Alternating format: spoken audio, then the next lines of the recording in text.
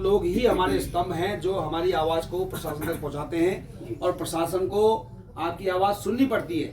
वो एक आदमी की आवाज दबा सकते हैं। अगर प्रशासन आज थोड़ा जगा होता तो संज्ञान लेता कि भाई अगर एक फौजी इस तरह से बैठा हुआ है जिसकी जान भी खतरे में है, अगर आदमी 7 दिन 6 दिन 7 दिन से अगर खाना नहीं खाया, पानी नहीं पी रहा है, तो कैसे सर्वाइव कर रहा है, गर्मी का टाइम अलग है। तो ये संज्ञान मेरे ख्याल से मुझे लगता है कि प्रशासन का कोई आदमी तो शायद अभी तक आया नहीं है। तो ये हम लोगों के ऊपर एक शेम है, बहुत बड़ी शेम है कि हमारे पास ऐसी सरकार है कि जो एक सैनिक, चलो पहले तो वो सैनिक है और किसी देश प्रदेश हित के लिए वो लड़ाई कर रहा है, प्रदेश के लिए वो भूख हड़ताल में बैठा हुआ है, अगर उसके लिए भी आप उसका संज्ञान नहीं ले सकते हैं तो आप वहां बैठने के लायक नहीं हैं। मैं पूर्व सैनिक कैप्टन राकेश ध्यानी, पूरे आप लोग समर्थित हैं, आप लोगों का समर्थन है सबको। आप लोग पर्टिकुलर नेता मतलब पार्टी से जुड़े हुए हैं। हमारी मैडम है मेजर संतोष भंडारी, एक्टिवली अगर यूकेडी से हैं, लेकिन फौजी दिल तो है।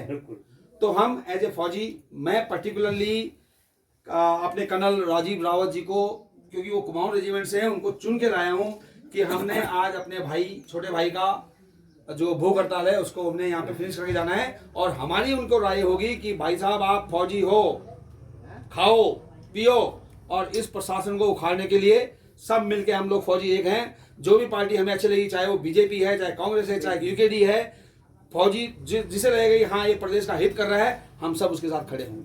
लेकिन भूख हड़ताल आपको खत्म करनी पड़ेगी और खा पी के हमारे साथ में जुड़ना पड़ेगा, और हम आपके साथ हैं। जय हिंद, जय।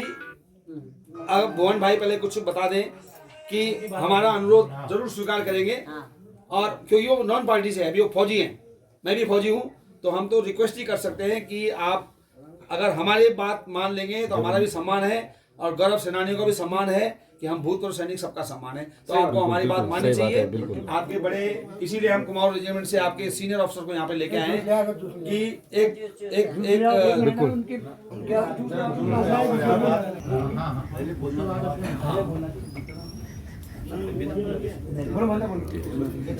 जय उत्तराखंड, जय भारत, जय बाबा केदार, जय पहाड़, जय पहाड़ी। मैं भुवन कठैत केवल एक नाम को लेकर यहाँ नहीं बैठा हूँ। मैं केवल आज एक परिचय को लेकर यहाँ नहीं बैठा हूँ। मैं केवल भुवन कठैत के परिचय को लेकर नहीं बैठा हूँ। मैं सर्वप्रथम भारत देश का नागरिक हूँ, उसके बाद मैं उत्तराखंड का मूल नागरिक हूँ, और उसके बाद मैं पहाड़ का पहाड़ी हूँ, और तत्पश्चात मैं एक पूर्व सैनिक भी हूँ। और मैं पूर्व सैनिक ऐसे रेजिमेंट का हूँ, ऐसे कौम का हूँ। मैं कुमाऊं रेजिमेंट का, कुमाऊं राइफल्स का एक पूर्व सैनिक हूँ। आज मेरे रोने का कारण संविधान है, नहीं तो मैंने यहाँ धरने पर नहीं बैठना था। संविधान ने हमको बांध रखा है, नहीं तो हमारा काम धरने पर बैठने का नहीं है, लड़ने का है, हथियार चलाने का है। परंतु हम अभी अपने संविधान के भीतर है, हमने अपने दुश्मनों से नहीं लड़ना है, इसलिए मुझे मजबूरन संविधान का आदर करने के लिए इस धरने पर बैठना पड़ा। और कहने को बहुत कुछ है। मेरे अनशन में बैठने का कारण भाई आशुतोष नेगी और आशीष नेगी को जो अवैधानिक और अनैतिक तरीके से देहरादून पुलिस ने गिरफ्तार किया, केवल यही नहीं है मेरा बैठने का कारण। जो मास्टर दिनेश चंद्र जी के ऊपर झूठे आरोप किए गए, बहन अंकिता भंडारी को जो निर्मम हत्या की गई, और रेणुका बिष्ट जो विधायक है सबूत मिटाए गए, और हाल ही में हमारे एक पूर्व सैनिक को ऋषिकेश में उसको मारा गया, और उससे पूर्व बाहर से आके लोगों ने देहरादून में एक पूर्व सैनिक के लड़के की हत्या की। और ऐसे अनगिनत घटनाएं हैं जो मेरे यहाँ धरने पर बैठने का कारण है। मैं अपने उत्तराखंड के सभी मूल निवासियों से कहना चाहता हूँ कि आप मुझे साबित करके दिखा दीजिए कि मैं गलत हूँ करके। मैं करूँ तो क्या करूँ बताओ। संविधान ने हमें बांध रखा है कि आप संविधान के बाहर नहीं जा सकते हैं। खून खौल रहा है, आंखों से आंसू निकल रहे हैं, ये कोई ढोंग के आंसू नहीं है। अरे जो आपको कहता है कि हम नहीं कहते हैं कि हमें 5 मिनट के लिए पुलिस हटा दो, हम संविधान में रह के लड़ना चाहते हैं। क्या गलती की हमने ऐसे बताइए। हमारे भाई बॉबी पवार पे लाठीचार्ज, जितने भी अनगिनत युवा हैं, क्या हम अपना अधिकार नहीं मांगे।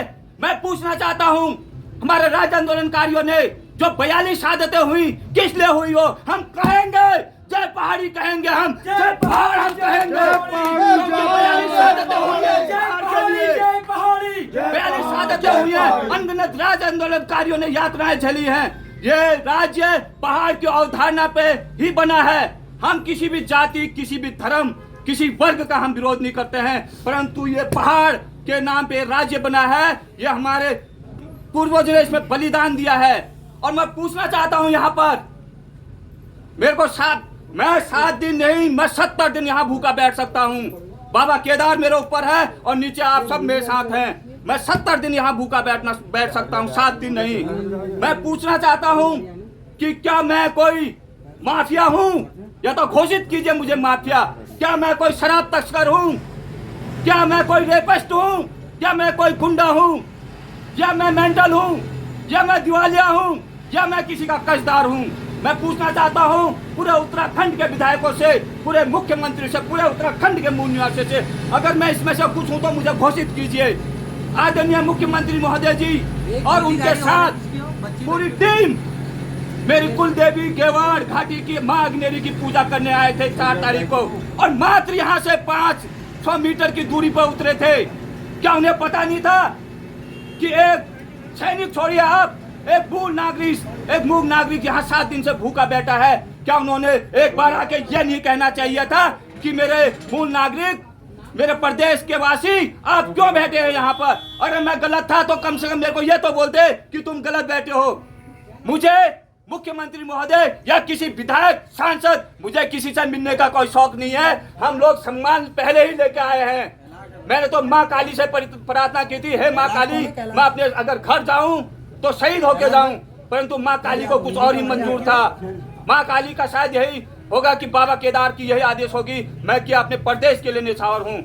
मुझे कोई शौक नहीं है मुख्यमंत्री जी से मिलने से, डीएम महोदय से मिलने से या राज्यपाल से मिलने से। हम फौजी हैं, हम पहले ही अपना सम्मान लेके आ रखे हैं और हमने देश सेवा करके, मैं ये भी स्पष्ट कर दूं, हमने देश सेवा करके कोई एहसान नहीं किया है। उसी देश सेवा की बदौलत आज हमारे बच्चे पल रहे हैं, समाज में हमारा नाम है। हमने कोई एहसान भी नहीं किया है। परंतु पूछना चाहता हूं क्यों नहीं यहाँ पर मुख्यमंत्री जी, सांसद महोदय जी, विधायक महोदय जी या अन्य जीते, और यहाँ तक तो छोड़िए जो प्रशासन है, आपको किसकी डर थी?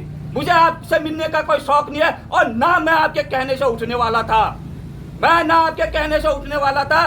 मैं अपने प्राणों की तो मुझे कोई चिंता ही नहीं है। मैं तो अपने प्राण अपने देश और प्रदेश के लिए निछावर कर दिए हैं। परंतु आप ये क्वेश्चन बनता है क्यों नहीं पूछ रहे मेरे मूल निवासी? ये राज्य 42 शहादतें बार बार कहूंगा।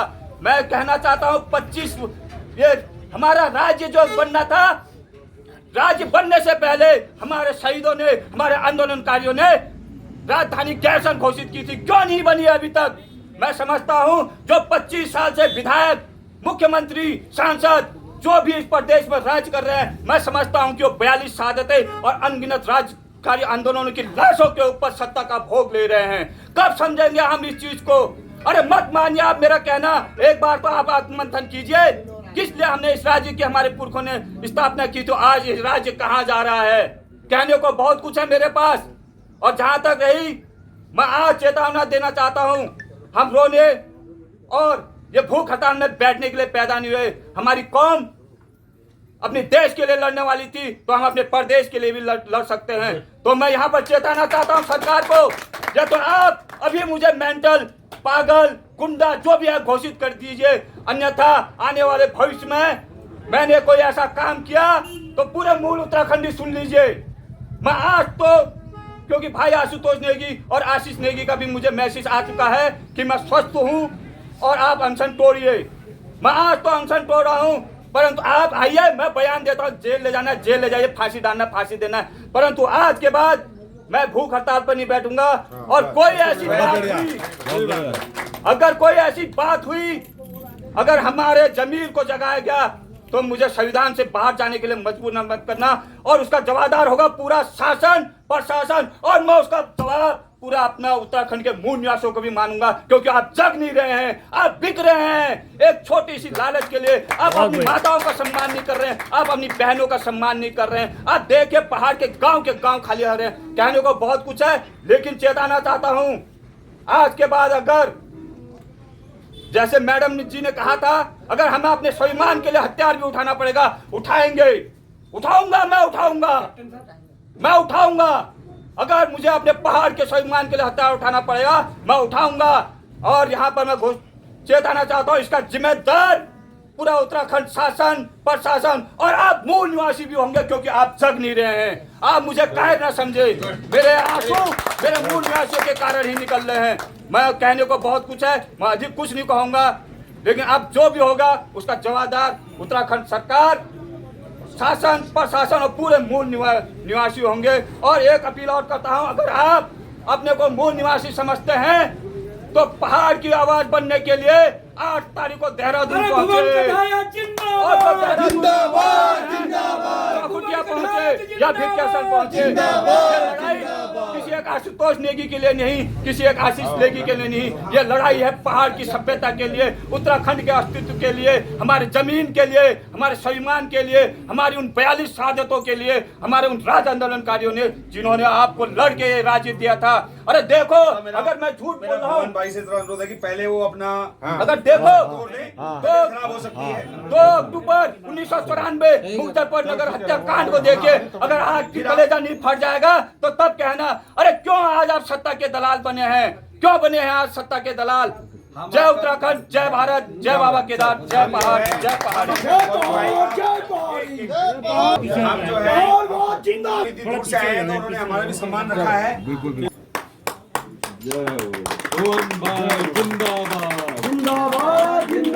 अरे भुवन कठायत जिंदाबाद जिंदाबाद जिंदाबाद अरे भुवन कठायत जिंदाबाद जिंदाबाद जिंदाबाद। हर जुर्म की टक्कर में देश हमारा नारा है, हर जुर्म की टक्कर में संघर्ष हमारा नारा है। जय पहाड़, जय पहाड़ी, जय पहाड़, जय पहाड़ी, जय पहाड़, जय पहाड़ी, जय पहाड़, जय पहाड़ी।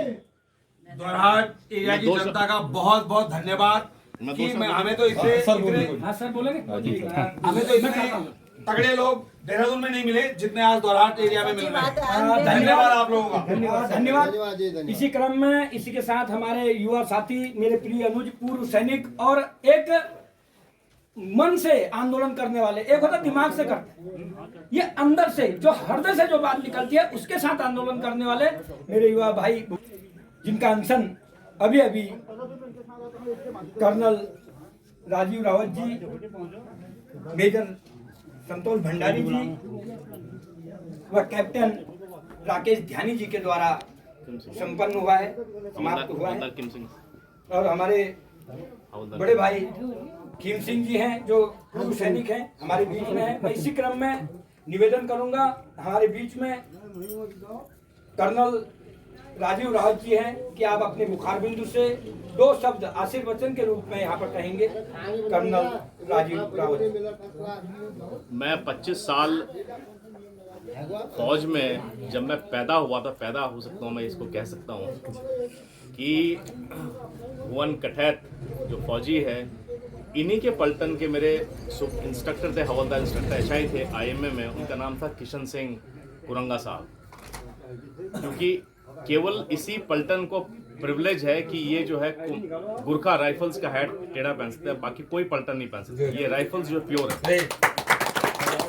इन्हीं के साथ मेरे जो बैचमेट हैं लेफ्टिनेंट जनरल बीपी सिंह, वो हमारे भुवन के पलटन के मेरे बैचमेट हैं और हमने दोनों ने क्रॉस अटैचमेंट साथ किया था। तो मुझे दुख था जो कि कैप्टन राकेश ध्यानी द्वारा जो मुझे मालूम चला कि ये मेरा फौजी बच्चा है। मात्र मुझे 1 घंटे का टाइम दिया, मात्र 1 घंटे का। मेजर संतोष भंडारी चल रही थी वहाँ से नीचे से, मैंने कहा मैं फटाफट 2 जोड़े रखता हूँ। और मैं रात में वही इसी ड्रेस में सोया मैं, और इसी ड्रेस में यहाँ पे आ गया। थोड़ा सा ड्राई सेविंग की, भुवन जानता है इस बात को, क्योंकि इसके दुख में शामिल होना। मैं कोई भी ये नहीं कि मैं किसी पार्टी की तरफ से आया हूँ, जबकि मेरी पृष्ठभूमि संघ और बीजेपी के मैं खुलेआम बताना चाहता हूँ। मेरे आदरणीय भगत सिंह कोश्यारी हैं, माननीय त्रिवेंद्र सिंह रावत जी हैं, मैं खुलेआम बोलना चाहता हूँ। लेकिन इससे ऊपर उठ के मैं आया हूँ अपने दुख सुख में, क्योंकि फौजी जब कहीं भी मुसीबत फंसेगा, चाहे वो गैरसन फंसे या माना पास में फंसे, कहीं मैं उनके दुख सुख में जाऊँगा। मेरा कुंदन सिंह चिलवाल नीचे टू कुमाऊं राइफल्स का, टू कुमाऊं का है, बैठा है नीचे। मेरी वजह से उसने जो है सबसे बड़े मंडल का अध्यक्ष है वो, और मेरे मुताबिक काम कर रहा है। मेरा मानना यह है, चूंकि मैं ऋणी हूँ उस पलटन का, क्योंकि मैं एक गुरु की तरह उन्होंने शिक्षा दी, ड्रिल इंस्ट्रक्टर थे मेरे, मैं बहुत प्रभावित था। मैंने कुमाऊं रेजिमेंट अपनी भरी थी पहले कि मैं कुमाऊं रेजिमेंट जाऊँगा। नहीं तो गढ़वाल ही भर सकता था, मैं गुरखा भर सकता था, लेकिन मुझे ये पलटन थी। और जितना सम्मान मुझे रेजिमेंट ने दिया है, मेरा मन यही लगा रहता है। कैप्टन प्रकाश जोशी जो कि यहाँ पे हल्द्वानी में और अभी फिलहाल उन्होंने रानीखेत में एकेडमी खोली है, मेरे मार्गदर्शन पे उन्होंने बच्चों की सेवा के लिए एकेडमी हल्द्वानी और रानीखेत खोली है, ताकि बच्चों की शिक्षा में योगदान करके बच्चों को ऑफिसर बना सके। मुझे बहुत खुशी है कि मेरे भाई ने मेरी इज्जत रखी। आज छोटा भाई है मेरा, संतोष जी की इज्जत रखी, अपने राकेश ध्यान जी की इज्जत रखी, तो हमें खुशी है, क्योंकि इसको दुख में नहीं देखना चाहते हैं। लड़ाई लड़नी है, संवैधानिक तरीके से लड़ेगा ये। और इसने एक बात, बहुत बड़ी बात बोली है शुरू में ही, जो पहला उद्बोधन के पहले 2 शब्द थे, इन्होंने बोला कि मैं राष्ट्रवादी हूं, उसके बाद प्रदेश का नाम लिया। रिकॉर्ड पे है ये बहुत बड़ी सोच दर्शाता है, दूरगामी सोच है। और मैं इनके कंधे से कंधा मिलाकर काम करूंगा। जिस मुकाम में काम करना चाहेंगे वो, किसी भी सामाजिक फील्ड में, राजनीतिक फील्ड में, मैं इसके साथ कंधे से कंधा मिला के मैं आशीर्वाद दूंगा और सहयोग दे के आगे बढ़ूंगा। बहुत कालिका माता की जय, जय कालिका माता की जय।